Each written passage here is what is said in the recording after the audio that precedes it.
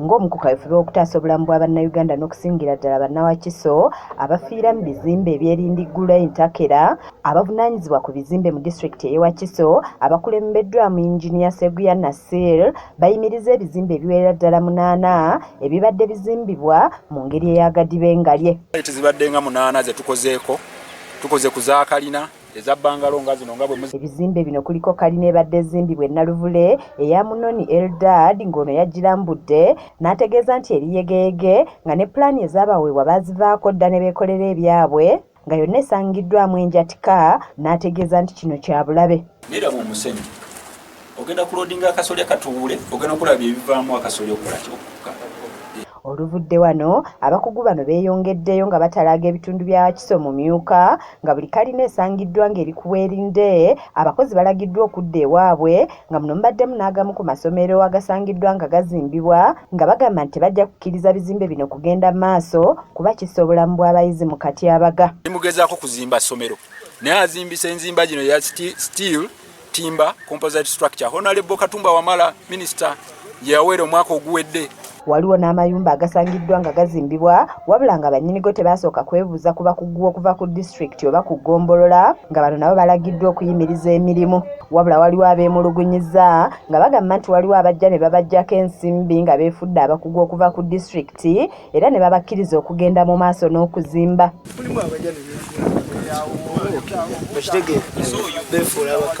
Waliwo n'abasangiddwa nga bazimba mu lutobazi lw'omu Lukwanga ng'abakozi abasangiddwa ku mulimu beemulugunyiza ku gavumenti gye bagamba nti egobaganya bamusigansimbi bannayuganda mu ntobazi ate ne bamala ne bazigabira Abachina. Abayindi bejja ebikampuni babawa bisenyi byaffe biti ne batusindiikiriza ne tugende batusindika kuddayo mu kyalo ebisenyi ne babiwa abagwira ne bakolera.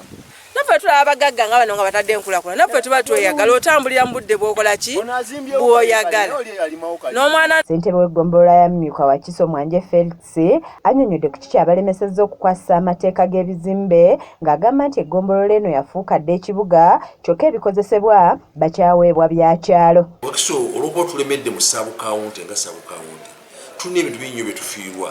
One, enforcement. Ekyokubiri, engineering department tetuliraanye abantu bava ku district nesanga ekizimbe kyaba ne saabukawunti tekimanyinako. Tufune special status, tufune enforcement, tufune emmotoka ezisobola okutambuza abantu nga bakusa saabukawunti. Twasaba district etugulire pick-up kubanga sente zino 35% egenda ku district. Yakulira abakozi mu ggombolola eno Rachel Musaasizi alabudde abantu bonna okwewala okuzimba nga tebannatuuka ku ggombolola kuba baakufiirizibwa. Njagala kuwa amagezi abantu bonna abateekateeka okuzimba okujja ku ggombolola okuweebwa amagezi ensasula entuufu bw'erina okubeera era n'olumu abasinga tubatuma n'ebbaluwa za LC okukakasa nti newogenda okuzimba awantu wawo n'okumanya ensasula entuufu nga bwe sirina okubeera. So sikuweereeyo muntu cash akusanzeeyo ng'akuvunaana nti ozimba tolina pulaani.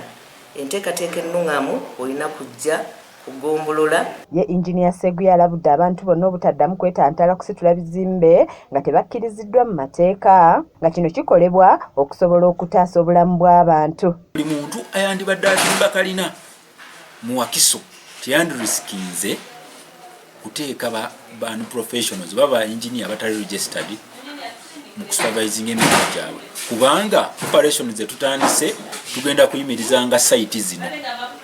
Buli site etabengako engineer supervising tugenda giyimiriza. Kiza Peter yakusakidde eggulire lino ku lwa KSTV.